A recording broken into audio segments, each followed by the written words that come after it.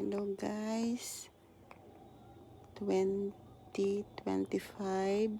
January 9, transaksyon ng Poong Jesus Nazareno.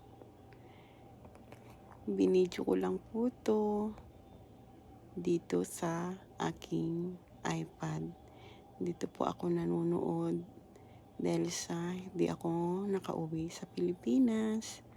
Napakalayo ko po. Andito po ako sa Japan. At ngayon ay nanonood po ako ng transaksyon ng Poong Jesus Nazareno dyan sa Pilipinas. Salamat po. Viva Jesus Nazareno.